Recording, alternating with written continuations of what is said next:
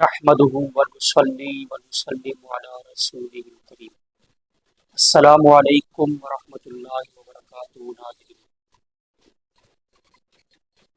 قبلہ امیر علیہ سنت حضرت علامہ مولانا ابو بلال محمد الیاس اختار قادری دامت برکاتہ العالیہ وہ ہستی ہے جو ایک خاص تعارف رکھتی ہے اس حوالے سے کہ انہوں نے رسول اللہ صلی اللہ علیہ وسلم کی سنتوں کو زندہ کرنے کے لیے بڑی کوشش کی ہے۔ لاکھوں لاکھ لوگوں کے سروں پہ حضور کی سنت امامہ سجوایا، لاکھوں لاکھ لوگوں کی چہروں پہ حضور کی سنت داڑھی سجوائی، سروں پہ زلفیں سجوائیں، لباس سنت کے مطابق، مسواک کی سنت کو زندہ کیا، سلام کی سنت کو زندہ کیا۔ سنتوں کو زندہ کرنے کے لیے آپ نے بڑی کوشش کرتے ہیں۔ کچھ وقت ہو گیا ہے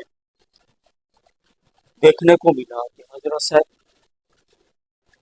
نماز کرسی پہ پڑھتے ہیں، کھانا بھی کرسی ٹیبل پہ کھاتے ہیں، حالانکہ ساری زندگی وہ کھانا نیچے دسترخوان پہ سنت کے مطابق بیٹھ کے کھایا کرتے تھے۔ آج میں آپ کو بتانا چاہتا ہوں کہ کیا ہے ایسی وجہ کہ حضرت صاحب نیچے بیٹھ کے کھانا نہیں کھاتے، ٹیبل کرسی پہ کھانا کھاتے ہیں، اور یہ طریقہ سنت کے خلاف ہے۔ بعض علماء نے اسے یہود و نصارہ کا طریقہ قرار دیا، مگر اب اتنا سخت تو حکم نہیں ہے کیونکہ یہ بہت عام ہو چکا ہے مسلمانوں میں۔ بہرحال حضرت صاحب کا ایک دفعہ ایکسیڈنٹ ہوا تھا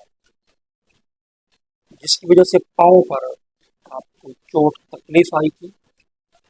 اس وقت ٹھیک ہو گیا، مگر اب ضعف بڑھاپے میں وہ درد پھر عود کر آیا، لوٹ آیا۔ اس درد کی دوبارہ آنے کی وجہ سے اب حضرت صاحب کو زمین پہ بیٹھنا تاکہ نماز بھی مکمل طریقے کے مطابق پڑھنا مشکل ہو گیا۔ ڈاکٹروں نے منع کر دیا۔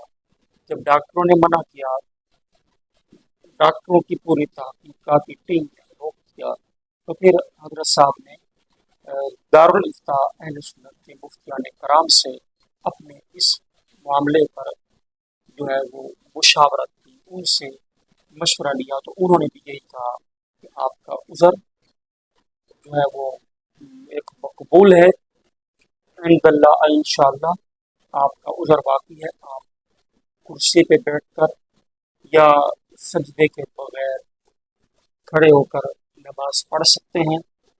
آپ اگر بیٹھ کر زمین پر کھانا نہیں کھائیں گے تو آپ کا چونکہ عذر ہے، آپ کرسی پہ بیٹھ کے بھی کھانا کھا سکتے ہیں، تو اس وجہ سے آپ کرسی پہ بیٹھ کے کھانا کھاتے ہیں۔ حضرت صاحب نے اپنی جو ابتدائی زندگی ہے اس سائیکل پر آپ سفر کیا کرتے تھے زیادہ تر، تو سائیکل پر آپ کہیں جا رہے تھے تو یہ ایکسیڈنٹ ہونے کی وجہ سے آپ کے پاؤں پہ زخم آیا تھا۔